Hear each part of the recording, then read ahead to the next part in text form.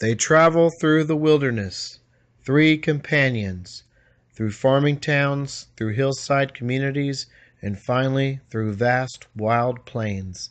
They travel, a large beast of a woman, tall with broad shoulders and wild hair. Her clothing sewn from animal skins by the skilled hands of her grandmother. On her back a large ancestral greatsword, with a refashioned hilt carved from troll bone. On it, inscribed in the language of her people, is her name and the name of her father for all the world to see. Her fierce maroon eyes, rare in humans but not among her people, survey the land before her.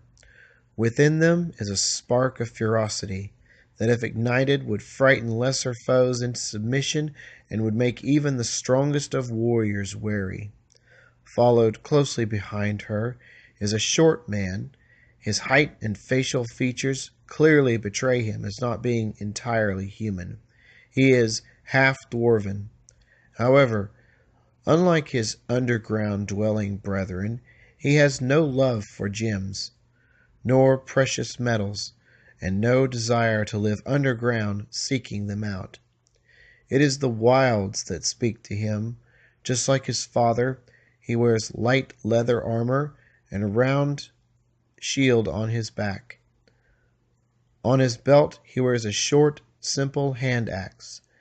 In spite of his stature, he moves easily across the fields, effortlessly keeping up with his much taller, long-striding companion.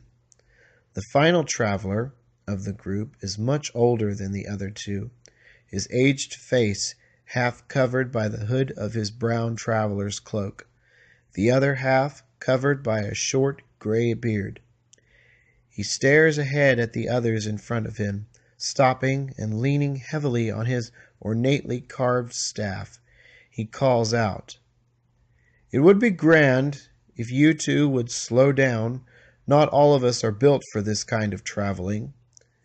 The other 2 stop and turn. The woman speaks first. "Sorry, Lee, my friend, but we must hurry so that we can reach the fort before dark. Otherwise, we may have to camp outside until in the morning." The short man spoke next. "Tyne is right, and while another night out under the stars would not bother me, you look as if you could use a warm bed and a stiff drink." "Aye, Sparrow," exclaimed Tyne. "I think we could all use a drink."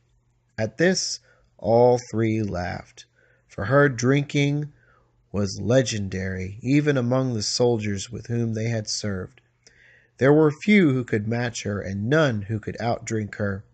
With this, Lee nodded with resignment. "Very well, you 2 set the pace, and I will try my very best to keep up."